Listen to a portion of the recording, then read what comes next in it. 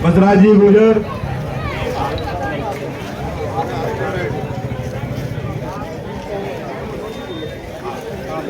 मैं हमारे पूर्व इकाई अध्यक्ष श्री मनोज जी शर्मा जी निवेदन करूं को हमें 2 शब्दों से अनावरित करें। आज आपके बीच आपके लोकप्रिय प्रत्याशी श्री अशोक जी चांदना आपके बीच पहुंचे हैं। आप और हम सबको एकजुट होकर 25 तारीख को सबसे ज्यादा मतदान कर राजस्थान की विधानसभा में सबसे ज्यादा मतों से जिताकर पहुंचाना है, क्योंकि आपकी दही को ग्राम पंचायत से नगर पालिका काम कराने का अगर श्रेय जाता है तो वो नाम है अशोक चांदना। आपके दही में 3 करोड़ का स्टेडियम निर्माणाधीन है, उसका कार्य चालू कराने का श्रेय है श्री अशोक चांदना। और आप और हम सब लोगों को जो कोरोना कोविड की टाइम समस्या उत्पन्न हुई थी ऑक्सीजन प्लांट के लिए, तो वो प्लांट बनाने का कार्य किया है अशोक चांदना जी ने। और देशी एससी को 50 बेड का क्रमबद्ध कराने का कार्य किया है अशोक चांदना जी को। इसलिए मैं सभी देश की जनता और आसपास के तबके के लोगों से कहना चाहता हूं कि ज्यादा से ज्यादा तादाद में अपना मतदान अशोक चांदना के पक्ष में कर, कांग्रेस के पक्ष में कर, इनको सबसे ज्यादा विधानसभा में ज्यादा से ज्यादा मतों से विजय बनाकर पहुंचाने का कार्य करें। जय हिंद। मैं अब हमारे पूर्व सरपंच श्री धर्मराज जी मीणा से निवेदन करूं कि हमें 2 शब्द से अनुग्रह। मंचासीन नेतागण और मेरे सामने खड़े हुए नेतागण, क्योंकि देही की गलियों में आम आदमी तो आ ही नहीं सकता, यहाँ पर जो भी घूम रहा है वो एक नेता है। सम्मानित बाजार के सब व्यापारीगण, मेरी माताएं बहनें, प्यारे बच्चे, युवा भाई, पिता तुल्य बुजुर्ग, 2013 में मैं पहली बार आप लोगों के बीच में आया और जब मैं गांव-गांव घूमा, एक एक खेड़ा घूमा, तो आप विश्वास नहीं करेंगे, हर गांव से एक ही आवाज आई। एक आवाज क्या आई? एक ही मांग थी कि चांदना जी चुनाव जीत जाओ तो वापस भी आना कभी। तब मैं कहता था कि शायद जीतते होंगे वो तो वापस आते होंगे, मेरा तो वही पहली बार है। और हर गांव में, हर खेड़े में, हर कस्बे के व्यक्ति ने कहा आज तक हमारा जो वोट लेकर गया वो वापस कभी नहीं आया और ना उसका कोई काम आया। चिट्ठी ना कोई संदेश, जाने वो कौन से देश, जहां वोट लेकर वो चले गए। तब मैंने पहले चुनाव में एक वादा किया कि आप चिंता नहीं करें, आपने यदि मुझे जिताया तो मैं निश्चित रूप से आप लोगों के बीच में आता जाता रहूंगा, आपकी समस्याओं को मजबूती से उठाऊंगा और कोशिश करूंगा कि कभी कॉम्प्रोमाइज नहीं करते हुए आपके अधिकारों की आवाज को उठाऊं।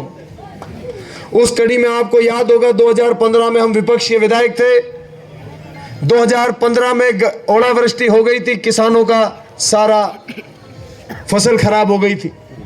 तब जिला हेडक्वार्टर पर हमने आंदोलन किया और आंदोलन करके 3 दिन के अंदर जिले के हर एक किसान को, हर एक खातेदार को 252 करोड़ रुपए दिलाने का काम किया।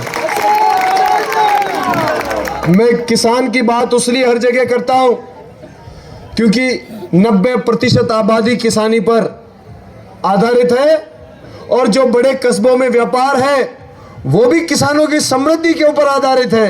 अगर आसपास के गांव का किसान समृद्ध नहीं होगा, उसकी 2 रुपए की कमाई नहीं होगी, तो ये बाजार खाली हो जाएंगे। वो आकर ही जब दिवाली के मौके पर और मौकों पर जब किसान इन गलियों में घूमते हैं तो मुझे लगता है कि व्यापारियों का दिल हरा रहता होगा। भीड़ जितनी बढ़ेगी उतना अच्छा है। तो साथियों, 13 से 18 में आपके बीच में आते जाते रहे, एक पैठ बनी, लोगों को विश्वास हुआ कि ये आदमी कुछ काम कर सकता है। 2018 से पहले नैनवा हिंडोली देही के लोग ये कहते थे कि हमारा इलाका तो गड्ढे में पड़ा हुआ है, जिसको वोट देते हैं वो भाग जाता है, वापस दिखता ही नहीं है। जैसे कि मेरे सामने वाले कैंडिडेट सम्मान्य प्रभुलाल जी सुबह का नाश्ता देवली में करते हैं, दिन का खाना हिंडोली में खाते हैं, शाम का जाकर खाना अंताबारा में खाते हैं।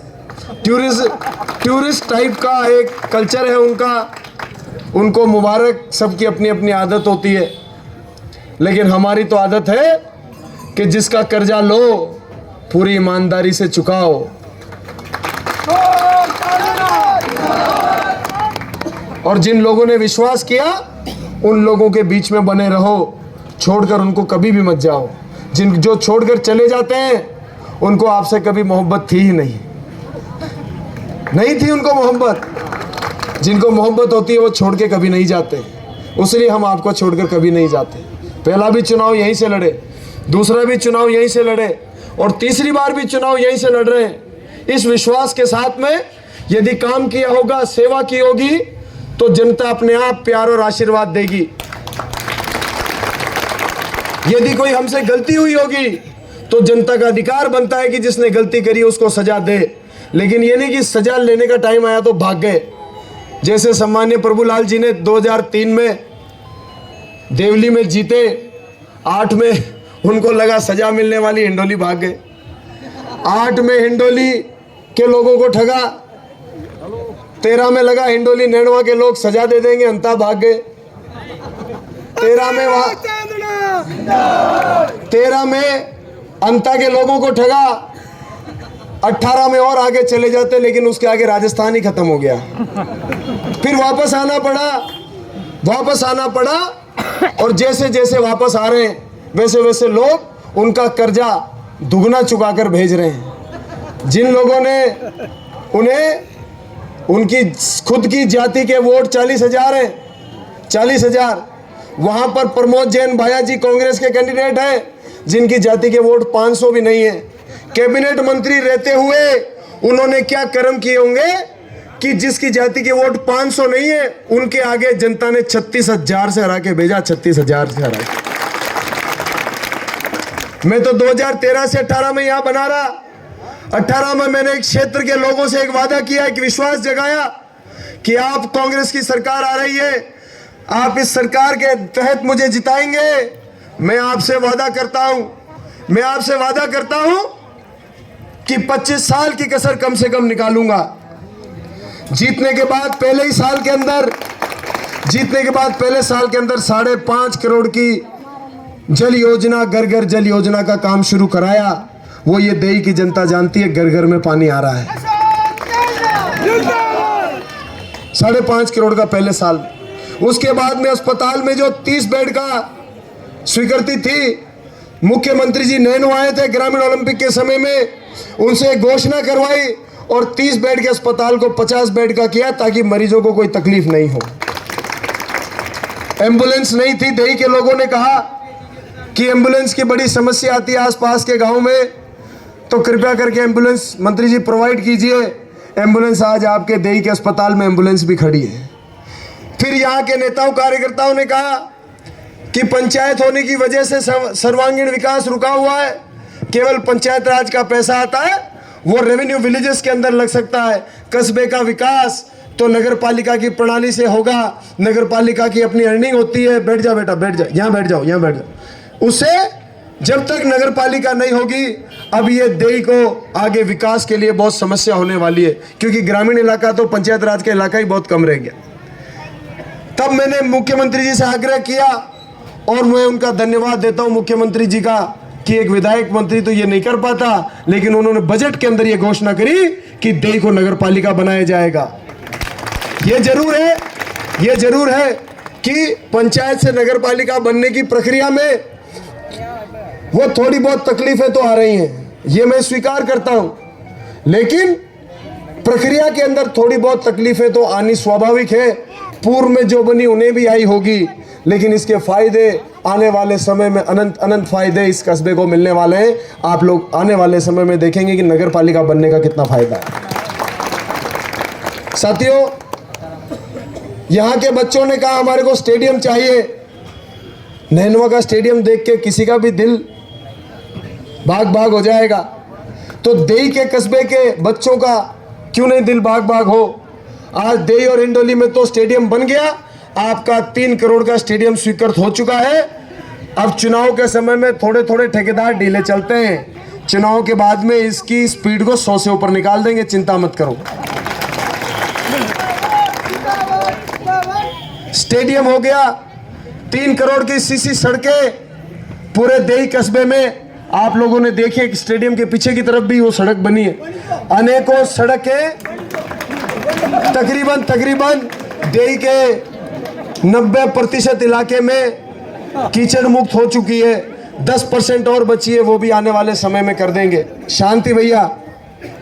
साथियों, मैं तो इतना कहता हूं, मैं तो मेरा हिसाब दे रहा हूं कि इन 5 सालों में आपने विश्वास किया तो मैंने क्या क्या किया, लेकिन इसके साथ एक सवाल भी यहाँ की जनता जनार्दन से पूछ रहा हूं कि आपने बहुत सारे वोट दिए, केवल अशोक चांदा को वोट नहीं दिया, 15 सरकारें हो गई।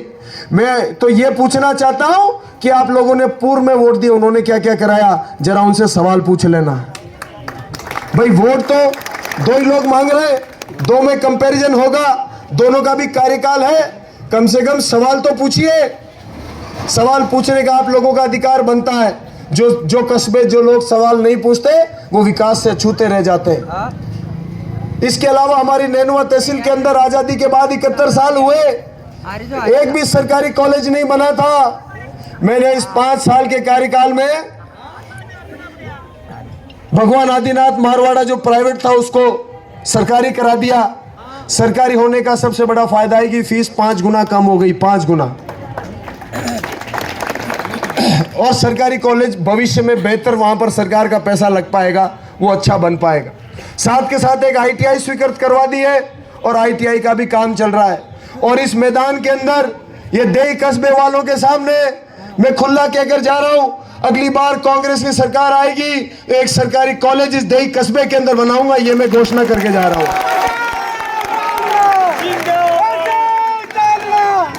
आप देई के चारों तरफ की सड़कें देखिए, केवल देई से नैनवा की सड़क जरूर बीजेपी के राज में बनी है, लेकिन आप देई से बांसी जाइए, वहां फैक्ट्री के सामने तो मारुति 800 भी नीचे गिर जाती थी। मोटरसाइकिल वाले तो निकलते ही गिरते थे, अनेकों बार मैंने गिरे हुए को उठाया है।